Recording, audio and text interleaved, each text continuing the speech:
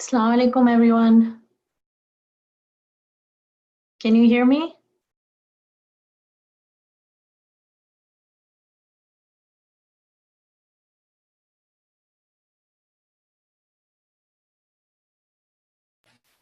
Maha, can you hear me? Yes. Okay.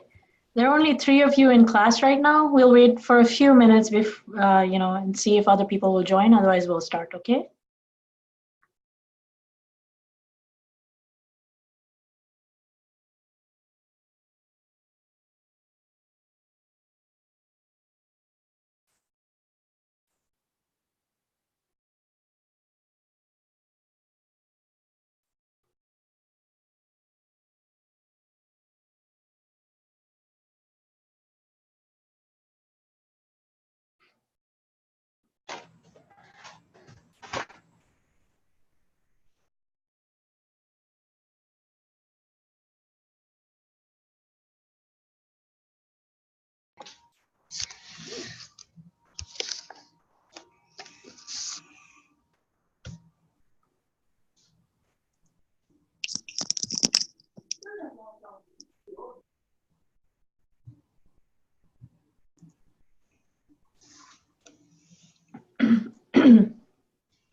Okay, we'll wait just 1 more minute and then we'll start. 1 or 2 more minutes. Did you guys do your homework? Yes. Yes. Okay. Do you have it with you? Yes. Okay. We'll see if we can find a way to share it and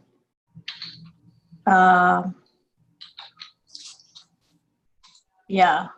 Okay, we can see if we can have somebody share their homework one at a time. Let's see. And share only when I ask you to. So we have 1 person at a time sharing. We'll just wait a few more minutes and then we'll start. 1 more minute. How was your week? Do you have fun at school? Yeah. Who's looking forward to Ramadan? Me. It was actually spring break at my school this week. Oh, okay. So you had fun this whole week. You didn't have to go to school. Yeah. Yes, I like holidays. Did you do anything fun? We went to an astronomy fair thing. Oh, that's fun. What did you see? There was a big tent thing with like they had a projector and there were stars in the tent thing, and then there were like a lot of kids and adults in it. Okay. Sounds like a lot of fun, huh? Yeah. Yeah. And what did everybody else do? Uh, there were games and telescopes. Okay. And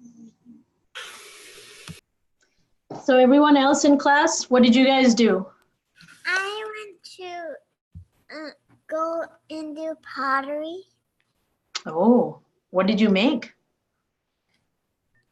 I made an owl, penguin, and a cupcake.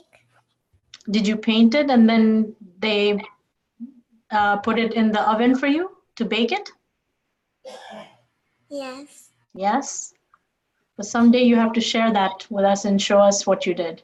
Okay, I'm going to ask everyone to one at a time share their homework if you have it with you. So I'll start with Zayan. Zayan, do you have your homework?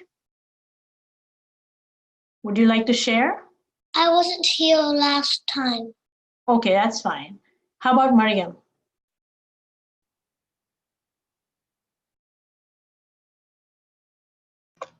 How do you share it? So do you see this green button that says share?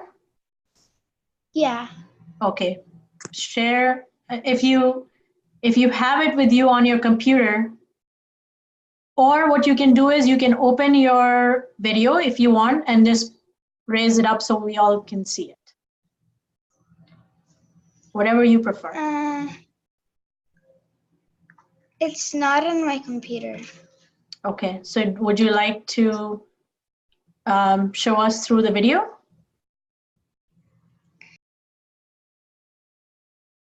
No, that's okay.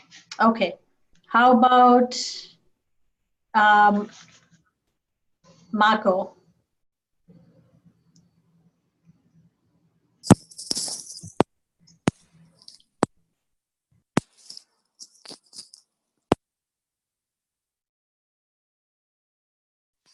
Would anyone like to share?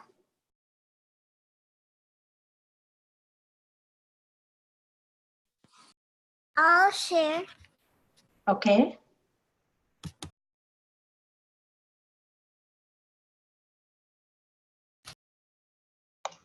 I actually submitted it on the thing. Who? Oh, I see yours. Yeah, you made mountains, right? Yeah. Yeah, that's really nice. I made a sun. Okay, even if you don't feel like sharing or you don't know how to share, how about we describe to each other what we made? So let's do that. Oh, sun. Wow, that's beautiful.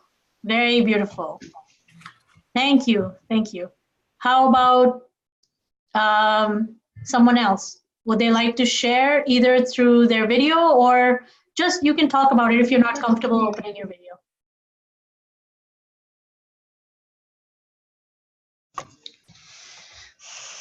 Wait, maybe I'll do it. What?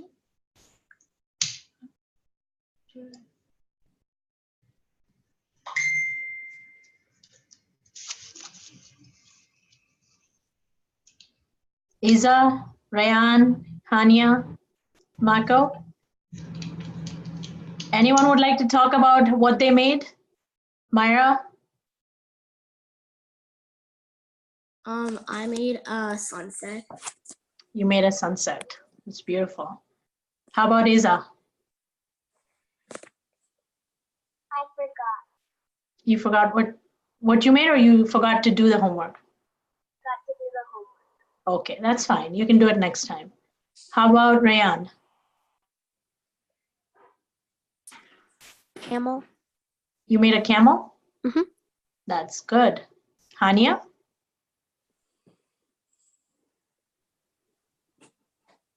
What did you make, Hania?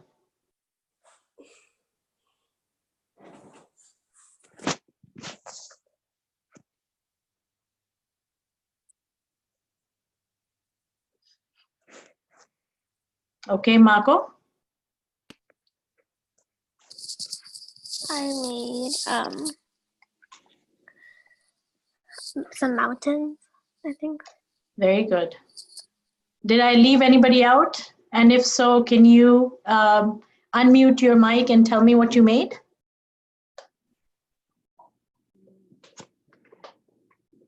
You make a camel.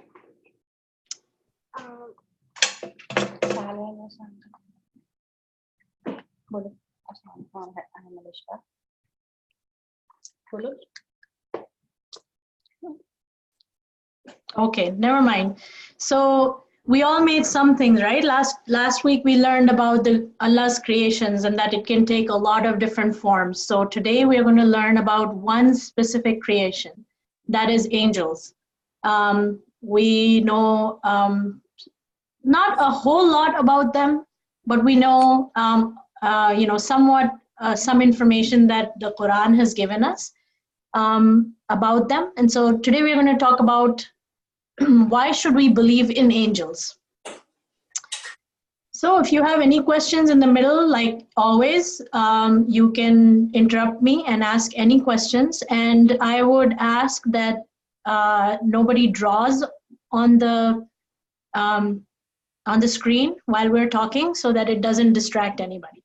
Okay, so angels are called, they're referred to as malaika in the Quran, and malaika is a plural form, which means collection. So like when we say a man and we say men, so men means more than one man. The same way, malaika means more than one angel. And they are referred to as malaika because malak means messenger, and they are Allah's messengers to people. And we'll talk about what that means.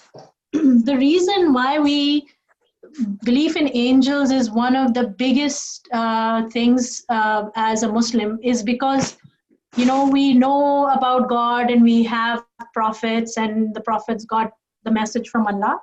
But how do we know it's Allah's message? So that's why there is a link between Allah and humans. Allah doesn't come down to earth and talk to humans. So he has used angels to talk to his chosen people, which are the prophets and the messengers. They are a link between, the angels are a link between God and us human beings. So we know from the Quran that they were sent to all the prophets to bring Allah's message to them so that they could teach that message to the people around them. And some of those angels brought Allah's books down in the form of verse. For example, Jibreel alayhi salam, who is the angel of, he is one of the prominent angels. His task on earth, and we'll learn a little bit about him in a few slides, was one of the biggest tasks was for us Muslims was that he came down to earth and verse by verse, like sentence by sentence, he taught Prophet Muhammad sallallahu alaihi wasallam the message that Allah was sending to us. So every verse that you see in the Quran, and if you don't know what a verse means, it just means a sentence. Every sentence in the Quran, Hazrat Jibreel or Jibreel alayhi salam, who is the prophet's messenger that brought him the message, every sentence was taught to the prophet by him. And he was made to repeat it several times and memorize it, so that then he could, Prophet Muhammad could teach all of his companions the message of Allah. And then from the companions is spread to the companions of the companions, and then all other people, including us. And at some point, the sentences start becoming, people started memorizing them and started writing them down so that they don't forget it. And we have all of those written down in the form of this book, which we refer to as the Quran, which we read. So the angels are a very, very important link between Allah and us. And if you think about it, there was no way that God was going to come down on earth, because that's not what God does.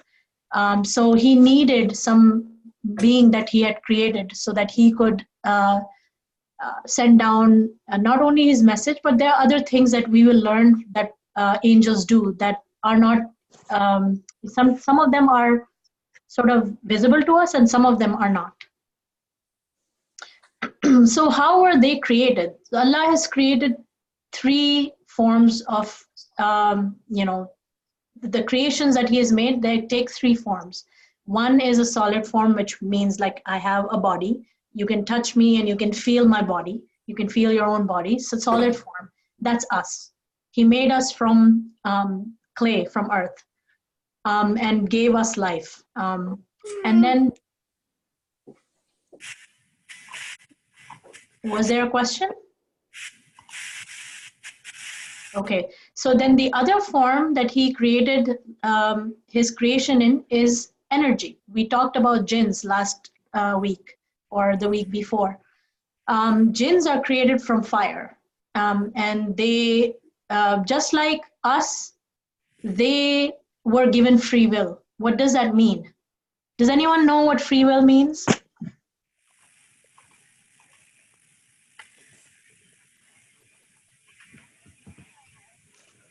Do you have free will to decide what you want to eat? Freedom? Yes, freedom. So there were certain things that Allah gave to human beings and to jinns. And one of the biggest things, aside from all of the things around us that he gave for us, which we learned last time, sustenance, food, plants, animals, rain, all of that, he also gave us free will. What does that mean? That means that he gave us the choice, that once he has given us the message of his message of how to behave, to be good human beings, and some rules we learned from last week, that in the Quran there are some rules, laws, Sharia, that he has given us, and there are certain wisdom that he has given us about certain things. But he's not standing behind us and telling us, you should do this, do this, do this, do this. He has given us free will. I have given you the message, and it's up to you to decide whether you are going to follow it or not. And I have told you, if you don't follow it, and if you're not a good person, and if you don't do the things that I've asked you to do that are required of a Muslim, then you might face, if I don't forgive you, you might face very grave punishment after death, when it's time for Judgment Day. So, but still, we have free will. Some people are very, they exercise free will and sometimes get into bad habits. And other people are very, they are very concerned that, they should be good people. They don't lie. They don't cheat other people. They are respectful of other people. They try to pray to Allah. They try to do whatever they can to be good people, so that in the afterlife, they can be rewarded by, living with him forever in Jannah. And so in the similar way, he has given jinns also free will. They're just like us, like we talked about, right, last time? They're just like us, except we can't see them. They can see us, but they also have free will. And they're not ghosts. They're just a creation of Allah, just like us. And they exist in their own parallel world, and they are also given their own messengers, and they are told to follow Allah's message, but they're given free will. Do as you please. I've given you the guidance to do what is right, and then it is up to you. So for the most part, human beings have been given free will. Now there are certain things that we don't have free will in, like whose house you will be born in, who are going to be your parents, whether you will have black hair or white or brown hair or color, whether you will have green eyes or black eyes, whether you will be 6 foot tall or 5 foot tall, whether you will live, whether you will live to be 60 years old or 120 years old, all of that, those things are not on our free will. That Allah has decided. Allah, before he brings any soul on this earth, has already decided who are his parents or her parents, what they will look like, what their facial features are going to be like, what their face will look like, how long will they live. All of these things have already been decided. But what you do on this earth when you grow up is your will. You get to choose whether I want to live in America, whether I live in Pakistan, whether I eat meat, whether I'm a vegetarian, whether I respect my parents or don't, whether I be a good person, I don't, whether I cheat people or don't, whether I be a person who is rude always or I'm a good person, whether I'll be a fair person or an unfair person when I grow up. All of this is up to you. So that's called free will. And the only creation that Allah has created that does not have free will. Can everybody mute their mics, please? Because there's a lot of disturbance. Please mute your mics.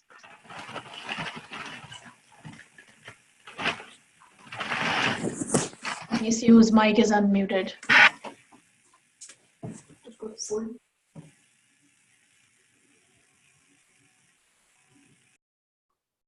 Okay. All right. Can you still, everybody sees the PowerPoint?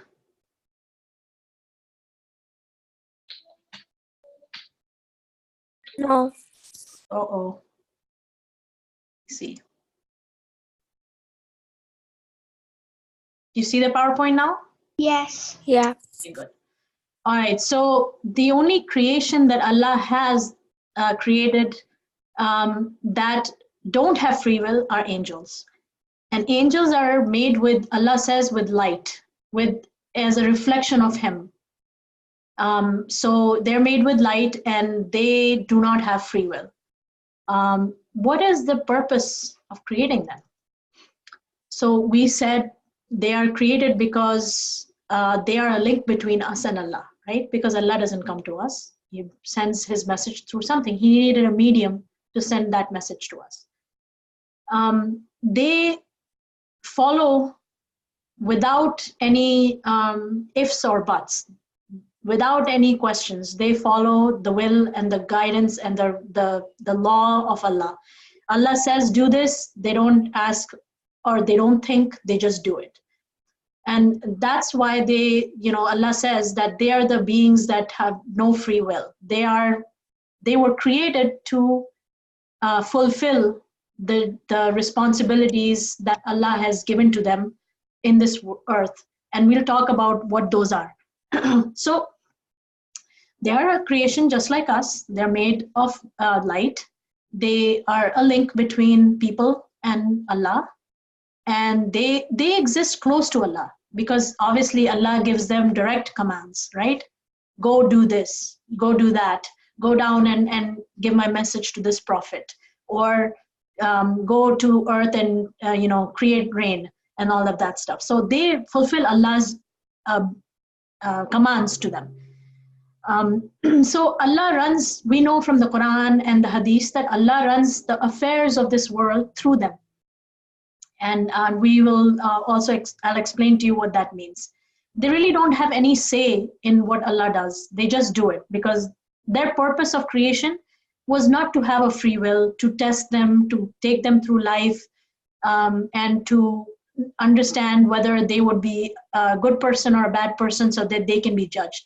Their creation was done with the sole purpose of carrying out the purposes of like Allah's laws and of creation and Allah's directives on this earth, like what He wants done. That was what their purpose is, and they live next to Allah. They live in Jannat. There are some of them that are oversee the affairs of hell, and some of them oversee the affairs of the earth. Some of them oversee our deeds. We will talk about that. Anytime you have any questions, ask me, okay? So what does it mean to take directives from Allah? Directive just means direction. So Allah is telling them, do this, do that, go and do this, go and do that. That just means, that's what it means by saying directives. So on this universe, there are things that we know as human beings, right? We talked about how There are so many things that we just don't understand as human beings. We don't understand because we cannot see that far. Like there are things in this universe we still don't know. We have not discovered. There are certain things that as time is passing, we have started discovering, like we just discovered the black hole. We talked about that and we took a picture of that. Not that it wasn't known that there are black holes previously, but this is the first time we actually were able to see what this thing looks like. Because previous to that, everybody was just saying, oh, this is what a black hole looks like, and it sucks energy from around. It's sort of like a hole, but nobody knew what it looked like. So this is the first time we were able to see Allah's creation, a black hole, and what it looks like. So there are multiple things on this universe that we still have not, as human beings, been able to see. And there are certain things that are scientifically known to us that we're just discovering, like what causes the sun to rise, what causes the sun to set, what was the Big Bang, and how were the planets created. These are known scientific facts to us. And these were all created by Allah through his angels, directions that he gave his angels, directions that he gave the universe itself, things that he wanted done, and he just said, be, and things came into existence. Actually, there's like people, like they think they're a planet, but they're not, and they like look in his telescope still, but they don't know if it exists or not. What did you say? The first part? I didn't hear the first part. Actually, people think there's another planet that's behind Neptune. Yes. They're not only another planet. We have, if you go and Google, we have galaxies upon galaxies. So the planet is just in our solar system, but there are galaxies upon galaxies, and we're just a very teeny tiny part of that galaxy. We just don't even know what the size of this galaxy is, or what the size of this universe is, because it's not possible for human beings to be able to see that far, even through the best telescopes that we have and through our thinking and processing. We just know that this universe is just very humongous, and we just don't know what size it is. We know that it is big. So that's what I was saying, that there are things that are now we're experiencing, that science is starting to tell us, what the reason from a scientific perspective is. And we're trying to understand them. But there are things that in the Quran, Allah has called our attention to. And, we're just discovering some of those things as being, scientific in nature. Now, that doesn't mean that the Quran is a book of science. It just tells you that this is what Allah has created.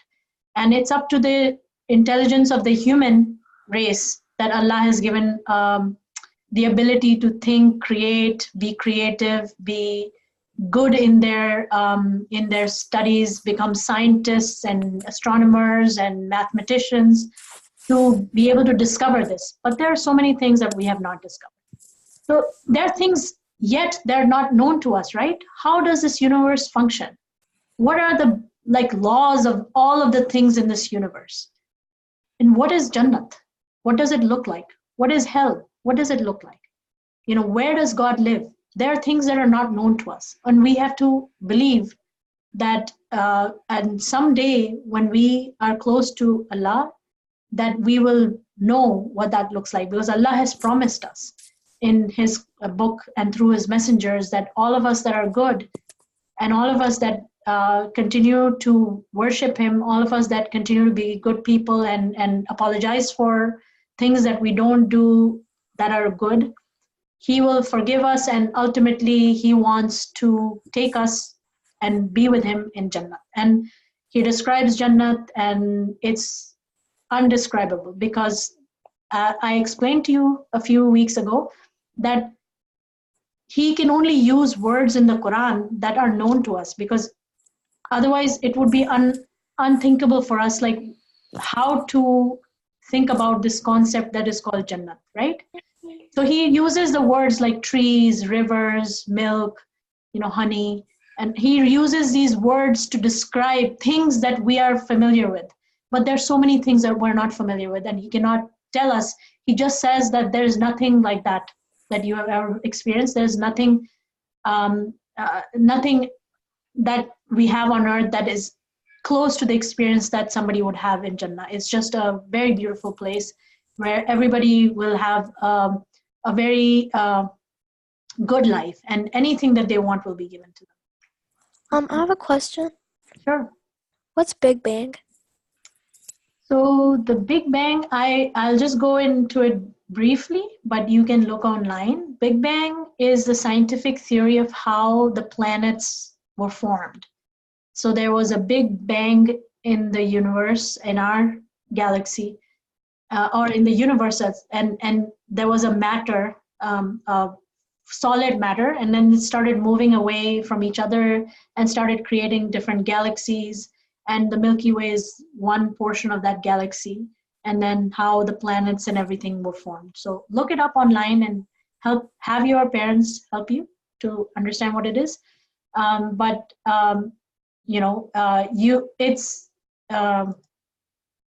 It's the science behind how this universe started getting formed. Now, it's just a theory, right? But it seems to have a lot of merit. It's just a theory. We don't know, because obviously only Allah knows. We just don't know. All we can do is make best estimates and make best guesses based on the science and the math that we know, that this is probably what happened. But we just don't know. Allah obviously ultimately knows, because Allah is the one that formed them, how they were formed. Okay. So what do angels do? We said that they take Allah's directions and follow through with them. So one of them is to take God's message to his messengers. So we know from the Quran that and also from the older books of Allah. So we know from the Torah as well that the message of God has been given to Prophet Moses, Prophet Jesus, Prophet Muhammad, Prophet Abraham, all of those prophets, that the message has been given through his messengers. They also keep a record of man's deeds. So I'll tell you about two angels that are on your shoulders, on your left and right shoulders. Every person has two angels that are assigned to them, that are recording your deeds. One of them records your good deeds, and one of them records your bad deeds. And they're keeping a record of that, so that at the end of when it's time for Judgment Day, that they can produce a clear and complete record of what you did that was good and what you did that was bad. They also bring Allah's blessings and punishment to man. So we know from the Quran that Allah sent some punishments to those people from those prophets' times that were not behaving well, sometimes through his messengers. They carried out Allah's punishments. And they also have brought Allah's blessings. So many times Prophet Muhammad was sent Prophet Jibreel, and Prophet Abraham was sent Prophet Jibreel, and also other prophets. And he would come down and he would say, blessings upon you of Allah. I've come with this message. And he would say something to tell him to do something that would get him out of a problem situation, or like tell him Allah's wishes about him doing certain things. So those would be Allah's blessings, where the Prophet would pray, Prophet Muhammad would pray, and then Allah would send down Jibreel alayhi salam to give him his message that don't worry, or do this, or take care of this in this way. And those were Allah's blessings in response to Prophet Muhammad's du'as. Wait, have angels ever seen Allah subhanahu wa ta'ala? Yes, angels live with Allah subhanahu wa ta'ala. So we know that they live and exist in very close contact with Allah.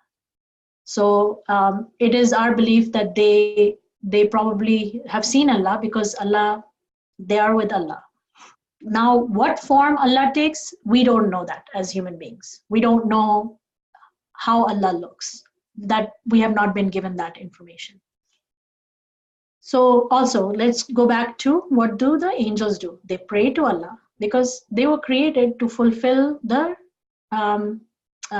be obedient and fulfill the duties that Allah has assigned to them. And one of them is to pray to Allah. They also pray to Allah for His glory, like to worship Him and say, Allah, thank you for this and that and creating me and all the stuff that they are thankful for in their world. In their existence, but they also pray to Allah for us. We know that they also pray to Allah to say that Allah, please forgive mankind for all the sins that they are doing, because they are only your creation. So they're also praying for us. And we know also that some angels take souls away from body. So when we die, our soul is separated from our body, and our body is buried, but our soul is taken to a place which is called barzakh. And all the souls exist in that area until Allah ends the time, and it is time for everybody's judgment. So when we die, we are taken to this place, and we just live there with other souls, and we exist there and waiting for the day of judgment, where Allah will bring all of the souls to wherever He will judge and say, okay, let's see what did you do good and what did you do wrong, and let's see whether you're worthy of Jannat or you're worthy of going to hell. We also know that they are companions of the faithful on earth. What does that mean? That means that of the people that are very pious, meaning very, very good human beings, good Muslims who pray, who are very pure of thought and actions, just like the prophets that we've had. So we know that they exist as companions of those people on earth, and in Jannat also. They will be existing as companions to those very, very good people.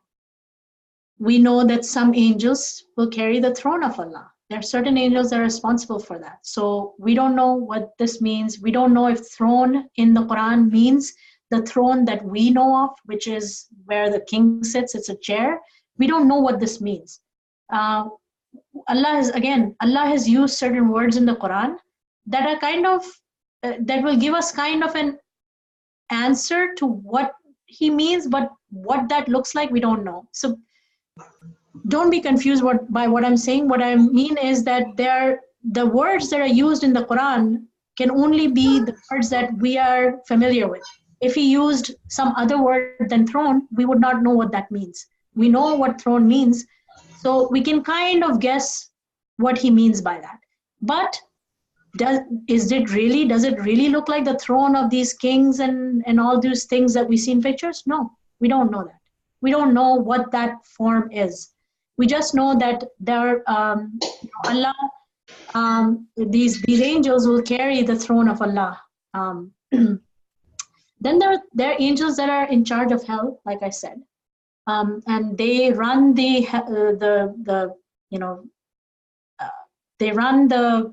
affairs of hell. And there's one particular angel that is in charge of hell, and then he has other people underneath him, like just like workers that are under him, and he's in charge. And then we know that there's an angel in charge of paradise, and there are other angels underneath him who run the affairs of paradise. Okay.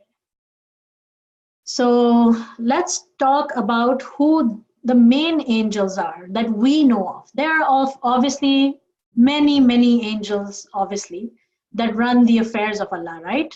The universe exists, things are happening in the universe, things that we can see, things that we cannot see.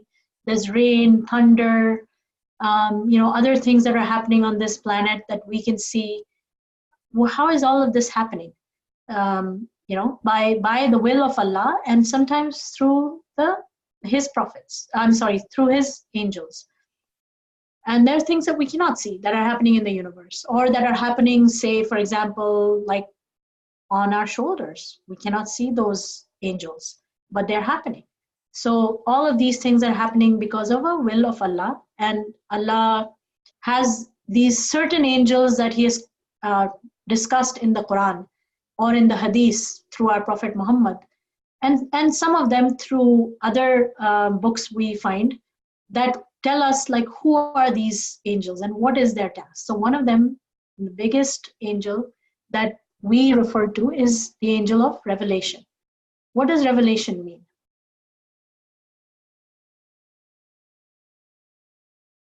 What does revelation mean?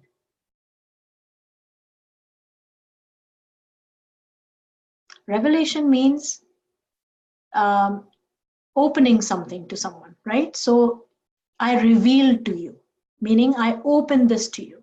So Jibreel alayhi salam would come down to earth, and he was the primary angel of revelation, meaning revealing Allah's guidance, Allah's words to his prophets. And you must have heard of the word wahi. And if you don't, then wahi is just the Arabic word for revelation. So Allah's messengers and Allah's prophets, the message that Allah sent to them was sent through Jibreel alayhi salam. He would come down to earth and he would recite what Allah has said to him to these prophets. And one of them was Prophet Muhammad.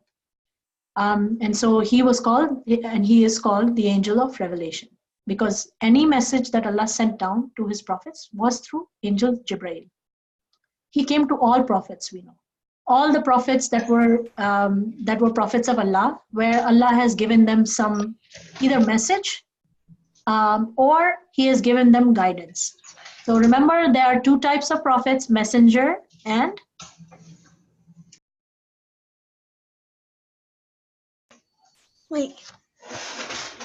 And prophets. yes. And prophets. So they're messengers and non-messengers, right? But they're all prophets. So every human being that Allah chose to tell other people around him that Allah has told you to do this, He has told you not to do this, you should behave like this, you should not behave like this. Those chosen people, they were all Allah's prophets, but some of them got Allah's message as well to send down, to all the people that Allah sent down those messages to. So Prophet Moses, and then we learned about the other books last week, and then Prophet Muhammad. So those were messengers where Jibreel alayhi salam came and, in case of Prophet Muhammad, verse by verse, sentence by sentence, made Prophet Muhammad memorize the Quran so that he may give that message of Allah to everybody around him, and then they could give it to everybody else around them, and so on. And we have been duplicating and multiplying the spread of Allah's message through now His book, the Quran, because we have the benefit of a book written down. When it came down to Prophet Muhammad, Jibreel alayhi salam didn't bring a book and say, "Here, Muhammad, you take this book and you give it to everybody else." There was no book. So he had to have Prophet Muhammad memorize all of those sentences so that Prophet Muhammad would be able to recite and tell everybody. If somebody asked him, "Prophet, what did God say about this?" or "How should I learn God's message?" he would then make those people memorize the Quran. So that was one of the big things that Jibreel alayhi salam did. Did the last prophet Muhammad Salam see Jibreel alayhi salam? I know that Jibreel alayhi salam came as human form also, sometimes to his prophets. So I don't remember, but next time I will answer this question for you. But we know that Jibreel alayhi salam was able to take the form of the human form and present himself to the prophets. But most of the time he appeared as light, as light. We know from Torah that he appeared as light on a burning bush. Allah appeared and gave Prophet Moses his message, and we know that many times Allah sent his message through Prophet Jibreel alayhi salam. He appeared as light. and he gave, and sometimes, prophets got messages of Allah through dreams, where Prophet Jibreel would appear in a dream and give Allah's message to a prophet. So there are many different ways that prophets received Allah's message through Jibreel alayhi salam. But to answer your question, I will answer it next time, because I don't recall and I don't want to tell you anything that is untrue. So let's go back to what Jibreel alayhi salam also does. Jibreel alayhi salam also led an army of jinns in a battle for Prophet Muhammad. That was the Battle of Badr. When the Muslims were losing, Allah sent Prophet Jibreel alayhi salam to lead an army of jinns to help Prophet Muhammad so that he may defeat the enemy. He also fought against Iblis, which is Shaitan, when Iblis was tempting Prophet Jesus, we know from the Quran.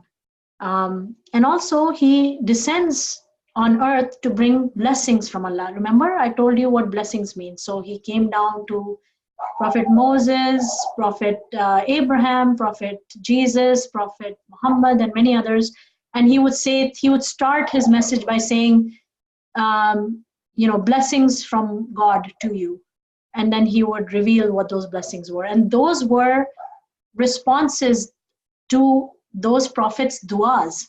That's why dua is so important. If you pray sincerely, then maybe Allah will fulfill those du'as. And he certainly did that for his prophets, his chosen people who are so pure of heart and very good human beings.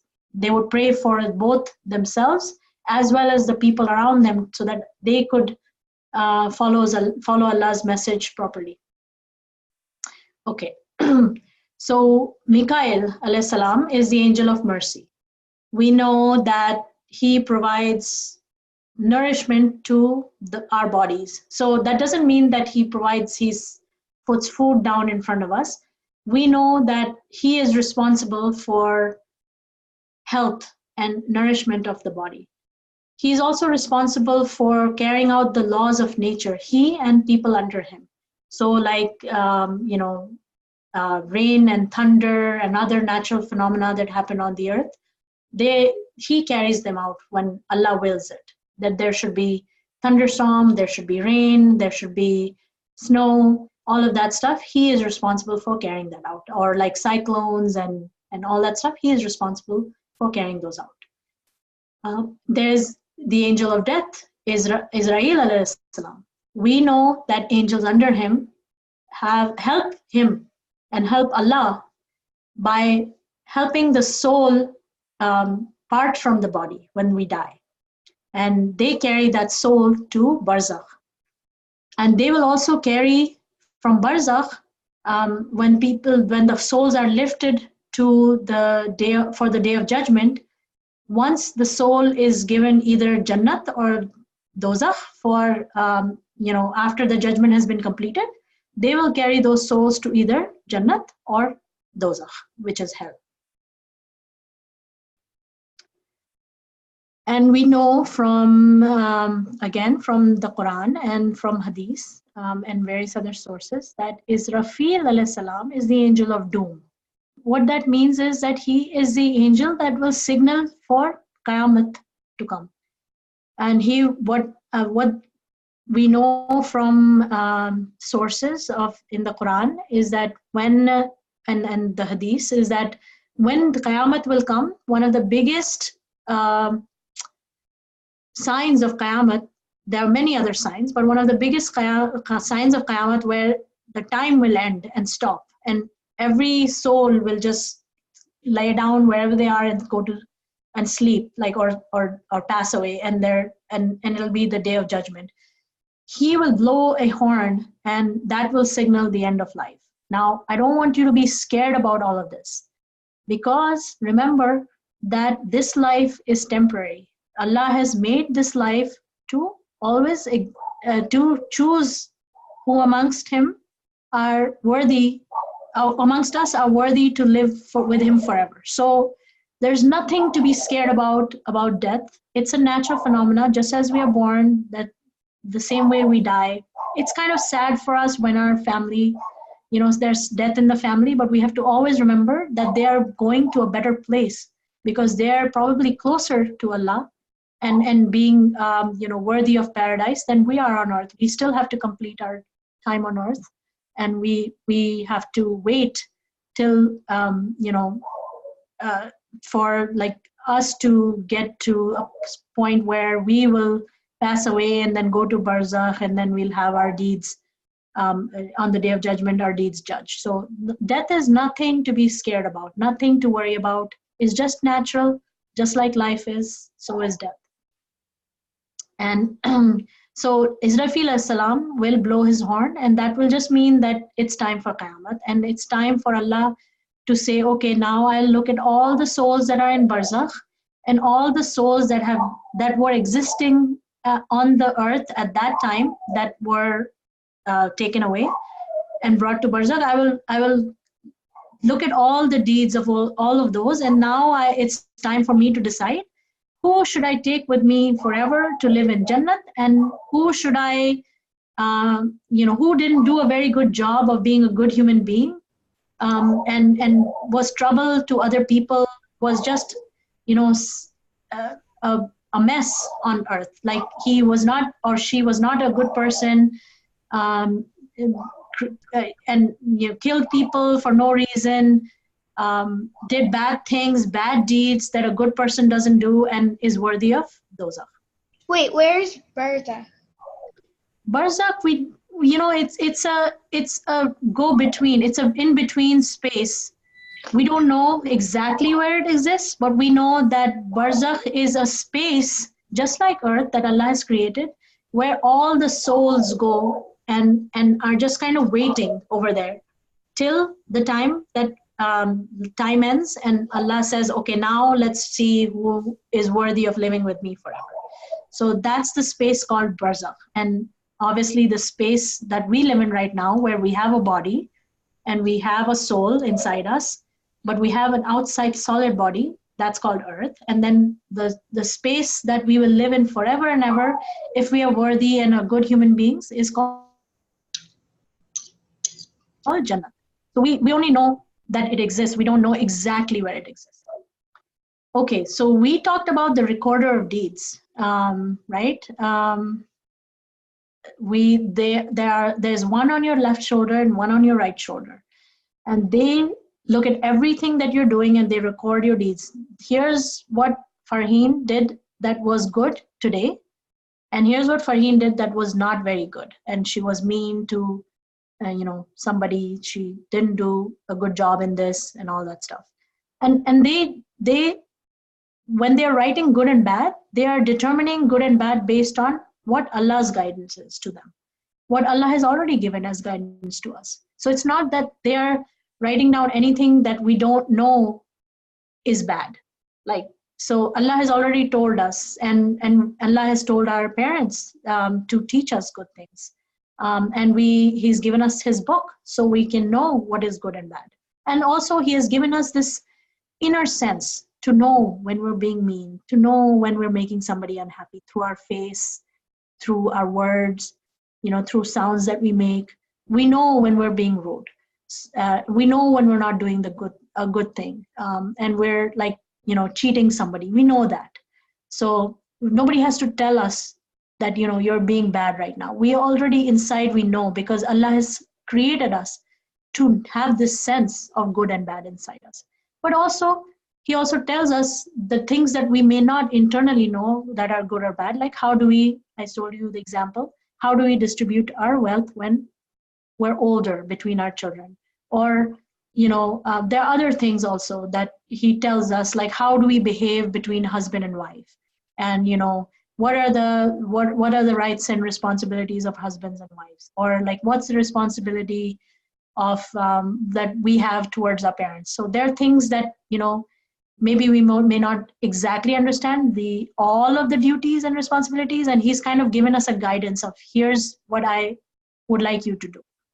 So if we don't do that, these two angels record our good deeds and bad deeds.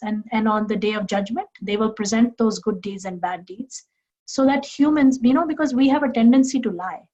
And we have a tendency to not tell the truth, and we have a tendency to be deceiving sometimes, because shaitan is always on our back and saying, no, you shouldn't do the right thing. It's easier to just tell a lie so that you don't get in trouble. So these angels are always recording exactly how it happened.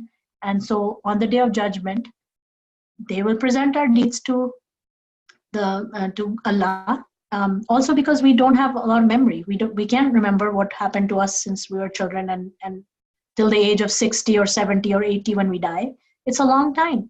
So these people record our deeds. And then when they are presented in front of Allah, Allah will give us a chance to say, well, you were not exactly good or bad and all that stuff. And if we have repented on earth and if we repent in front of him, maybe he will forgive us.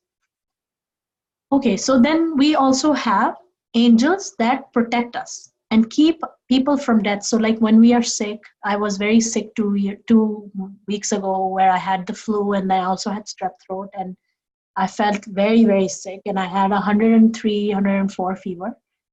But it was not my time. So Allah has these angels that protect us from death until our time has been written. Remember? Free will and some things that are already written in for us. The time of death and how old I will be when I die is already written. So if it's not our time, it's not our time. And then nothing, like no sickness or nothing will be able to defeat us. And they also give us blessings. Those blessings are how much we will, how better we will feel after if we take a certain medicine. They also give us blessings in other forms. Like if I work and, it's time for my promotion, like how much will I be promoted to? Have I done a good job? And, these are blessings from Allah. All of the things around us are blessings in some form. So these bring down blessings. They bring down Allah's blessings, and maybe, we don't know, but maybe they influence other people who do good for us to do that good for us. So those are also blessings for us. Like, for example, when we get a good present, maybe they put in our parents' minds that maybe, Maha would like this, and maybe on our next birthday, she deserves to have this present. And so our parents then think and buy those presents for us. They're also blessings, but ultimately they all come from Allah, because even anything that our parents have, anything that our grandparents have, anything that we have thought about and have decided about, all of those ultimately come from Allah. Then we have Malik, the angel of hell. He is the chief among angels of hell, and he is the one that will fulfill Allah's wish and command on how to punish people that are in hell. There is Ridwan, who is the keeper of heaven. He is the angel of heaven, like the main keeper of heaven. Again, he has a lot of angels under him who do his bidding and who fulfill Allah's commands on how heaven is run. And then we talked about the angels who carry Allah's throne. And then we have Munkin and Nakir. These are the angels that will question us in our when we pass away in our grave. And we know from some sources in the hadith that there are 2 angels that will come to us and will ask us a few questions. Okay. So these are all the angels that are the main angels that we should learn about.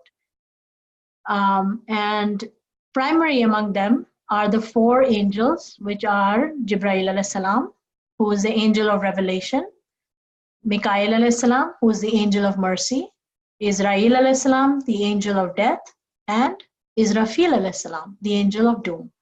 These are the primary ones that are mentioned in the Quran, and then there are all of other ones also that do various different things. So do you guys have any questions about angels, and why should we believe in angels? Can someone tell me why we believe in angels?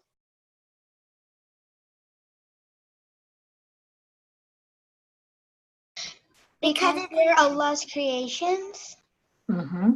And one very important thing. What can Allah not do with human beings?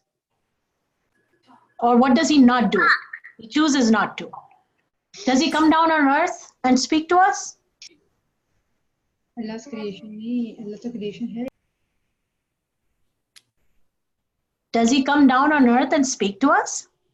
No. No, he No. does that through his angels, right?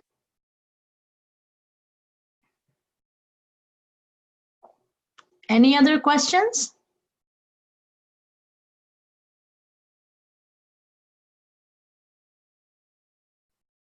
Do they die? Angels?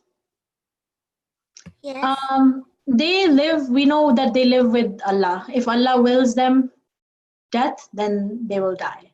But so far, Jibreel alayhi salam and all of these angels have been in existence for longer than human beings, and will probably be in existence for longer than we die. And after the day of judgment, we don't know what will happen to them. But we know that certain, all of the angels that are, doing Allah's deeds live very close to Allah. And, that's all we know about them. Wasn't Allah subhanahu wa ta'ala going to be the questionnaire? I don't get what it meant by the questionnaires. Oh, so we know from the hadith that you are absolutely right. Allah subhanahu wa ta'ala will be the main questionnaire. There are some Muslims that believe that when we are dead, there are going to be two angels, Munkir and Nakir, that are sent to us that will ask us a few questions. Just a few questions before we get taken to Barzakh. But ultimately, Allah subhanahu wa ta'ala, you're absolutely right, will be the one that questions us and decides whether we are worthy of Jannat or we're worthy of Dozakh. Wait, that means... but we won't know like we're dead. It'll just be like we're sleeping. But our soul will be present, right? So yes, our body is obviously not going to realize, but our soul is going to still exist. Souls will exist until they go through questions, and then it'll be determined whether the souls will exist forever in hell or forever in Jannah. So we may not have the same form that we have over here. I may not look like this when my soul is raised. The soul is the one that is going to be asked questions. What did I do? What the soul inside me that is the one responsible for thinking and deciding what I will do. But then how will you know who's who? That's a good question. We know that you will recognize your family. You don't need to know who's who, right? Because it doesn't matter. Ultimately, it is a place to live forever with Allah. It's not the same form as, it's not like we're going to be living in countries or in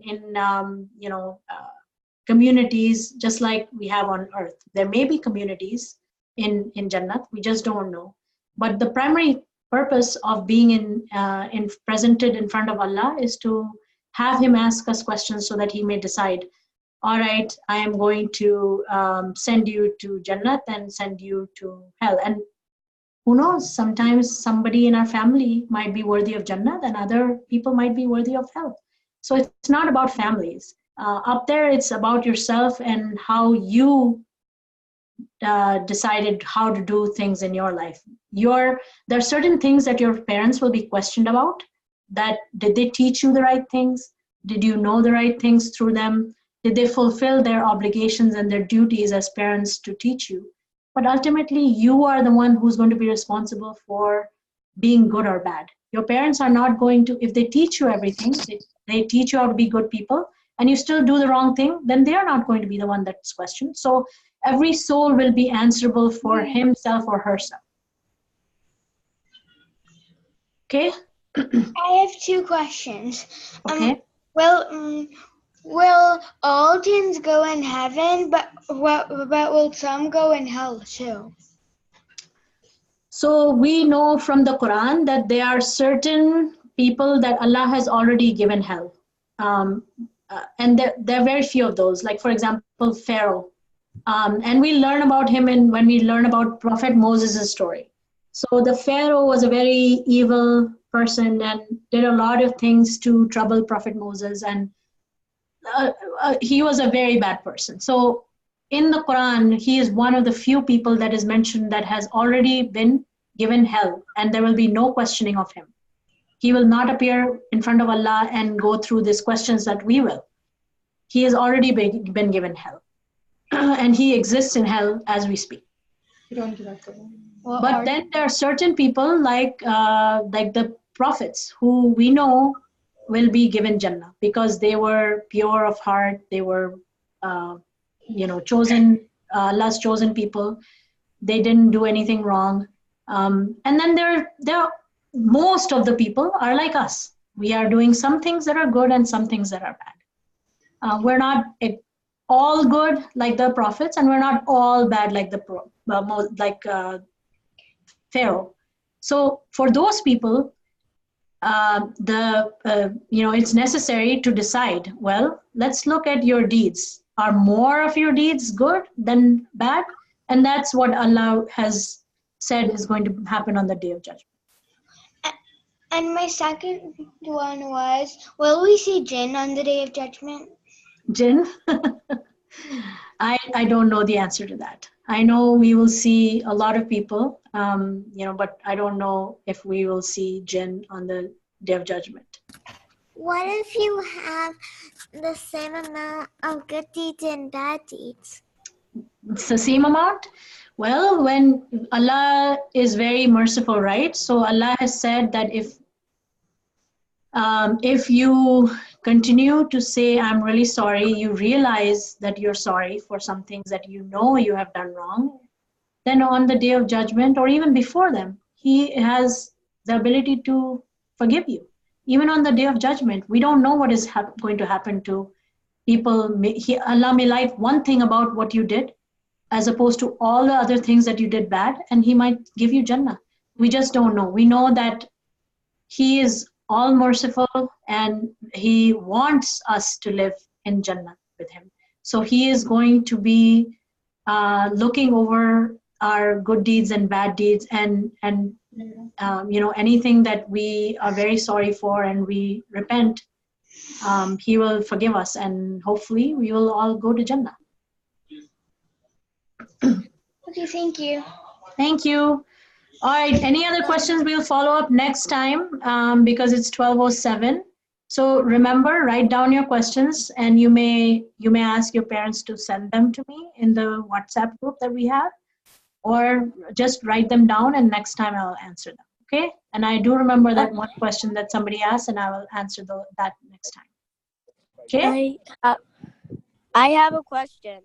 Okay. One last question. So when there's a light out, why can't you see the angels on your shoulders? Just like we cannot see any angel.